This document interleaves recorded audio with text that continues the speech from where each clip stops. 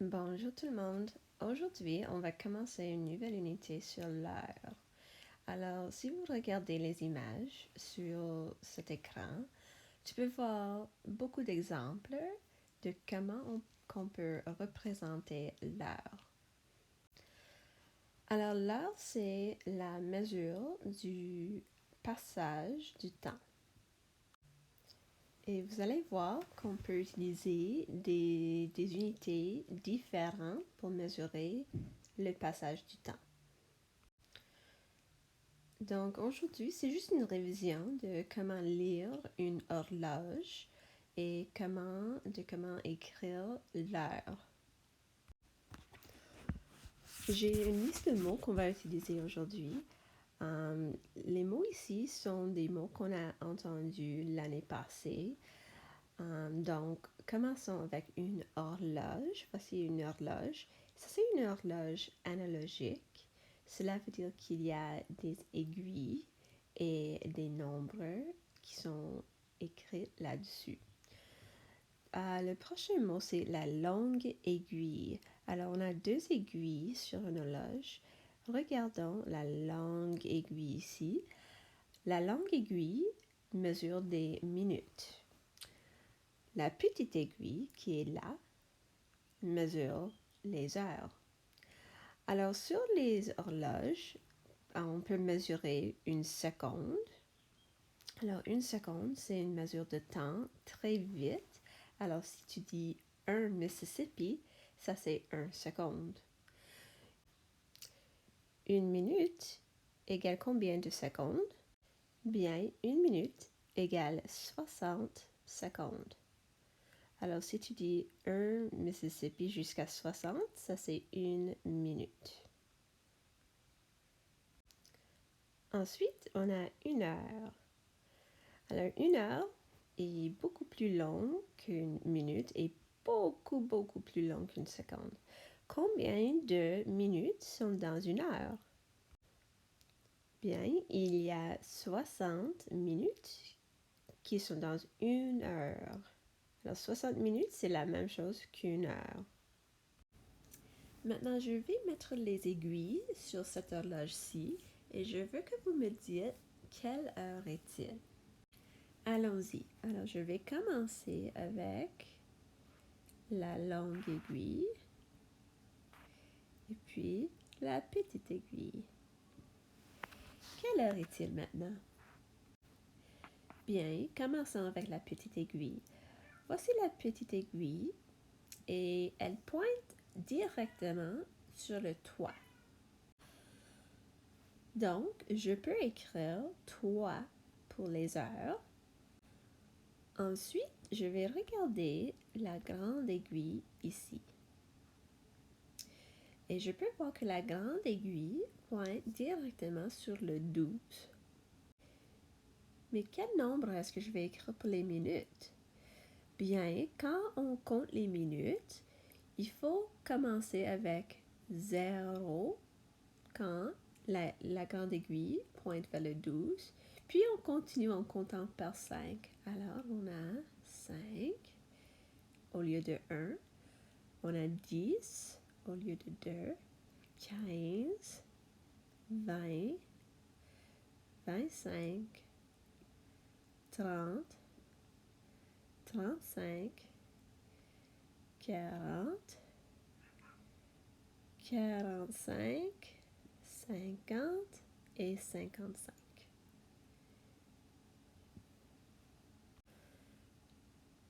Alors, je ne vais pas écrire 3h12. Ça, ce n'est pas correct.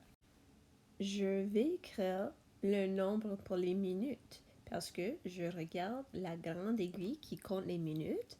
Donc, au lieu de 12, c'est 0. Alors, quelle heure est-il? Il est 3 heures. En français, il y a une autre façon d'écrire l'heure aussi. On peut écrire il est 3 heures avec un H 0, 0. Voilà. Faisons un autre exemple. Alors maintenant, je vais mettre la petite aiguille entre 8 et 7 et je vais mettre la grande aiguille vers le 6. Donc, quelle heure est-il? On va commencer avec la petite aiguille. Je peux voir que la petite aiguille se trouve entre deux nombres. Elle ne pointe ni sur le 8 ni sur le 7. La petite aiguille se trouve entre les deux nombres. Alors, qu'est-ce qu'il faut faire? Bien, il faut toujours écrire le nombre que la petite aiguille a passé. Donc, je peux voir que la petite aiguille a passé le 7, mais elle n'a pas passé le 8 encore. Donc, je vais commencer avec le nombre 7. Alors, je sais que le nombre que je vais utiliser pour les heures, c'est le 7. Comme ça. Ensuite, je vais compter les minutes. Bien, n'oublie pas que chaque fois que vous comptez les minutes, on n'utilise pas les nombres sur l'horloge comme ça. Okay? On utilise les nombres pour les minutes. Pour compter les minutes, je vais commencer au 12 avec 0, 0. Ensuite, je vais faire 5, 10, 15, 20, 25, 30, 35, 40, 45 pour le 9, 50, 55. Bon. Voilà. Alors, je peux voir que la grande aiguille ici pointe vers le 6. Alors, je peux voir qu'au lieu de 6, c'est vraiment 30 quand on compte les minutes. Alors, quelle heure est-il? Il est 7h30.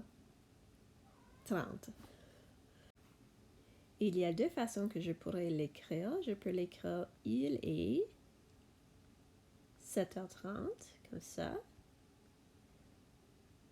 Je peux aussi dire il est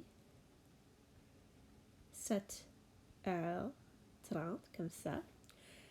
Mais aussi, je peux dire il est 7h30. C'est quoi un demi? Ben, un demi, c'est la moitié. Pourquoi est-ce qu'on dit demi? Ben, si on prend notre horloge, on peut le couper en deux. Alors, regardez. Je vais le couper en deux, comme ça. Et maintenant, c'est comme une fraction. Alors, la grande aiguille, si on le regarde ici, on peut voir que la grande aiguille, c'est au point où on a la moitié de l'horloge. Donc, on peut dire il est 7h30. On a passé 30 minutes ici, mais il y a 30 minutes qui restent jusqu'à 12. Donc, c'est la moitié ou un demi de notre horloge. Faisons un autre exemple. Cette fois-ci, je vais mettre la petite aiguille ici et la grande aiguille ici. Quelle heure est-il? Comment est-ce que je pourrais commencer? Bien, je vais commencer en regardant la petite aiguille en premier. Donc, je peux juste écrire 10 pour les heures. Mais qu'est-ce qu'il faut écrire pour les minutes? Regardons l'aiguille pour les minutes. Elle pointe vers le toit, mais est-ce que je vais écrire toit? Mais non, quand je compte les minutes, n'oublie pas, il faut compter par 5. Donc, il y a 0, 0, 0, 5, 10, 15, 20, 25, 30, 35, 40, 45, 50 et 55. Alors, je peux voir que quand on mesure les minutes, on va écrire le nombre ici qui compte les minutes. Donc, au lieu de 3, c'est 10h15. Alors, il y a plusieurs façons qu'on peut écrire l'heure quand c'est 10h15. On peut écrire il est 10h, double point, 15. On peut aussi écrire il est 10h15, comme ça. Mais il y a une autre façon que je peux dire cette heure-ci. Je peux écrire il est 10h15.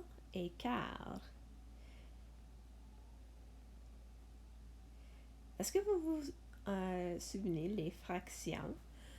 Bien, un quart, on peut l'écrire ainsi, comme ça. Un quart. Pourquoi est-ce qu'on dit que 10h15 et 10h15? Bien, si on coupe notre horloge en 4 parties, comme ça, j'ai les demi. Ensuite, j'ai les quarts, parce qu'il y a 4 parties. Alors, je peux voir que cette partie-ci, c'est un quart.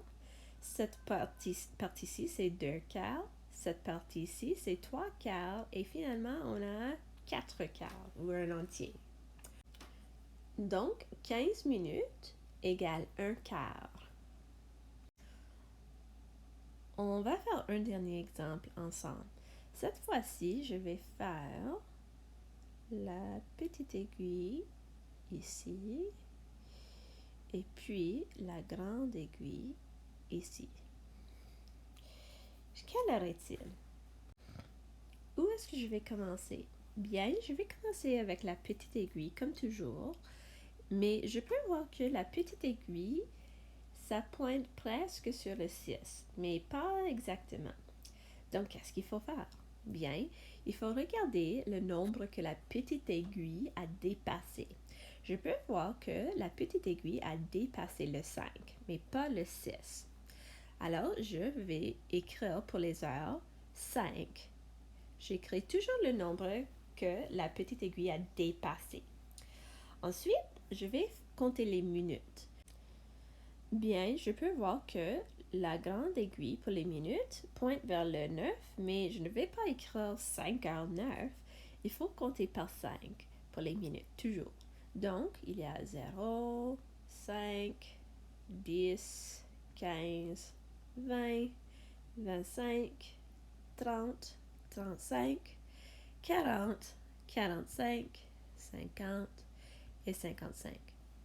Donc, je sais que le nombre que je vais écrire pour les minutes, c'est vraiment 45. Donc, il est 5h45. Maintenant, il y a plusieurs façons qu'on peut écrire cette heure-ci. Je peux écrire il est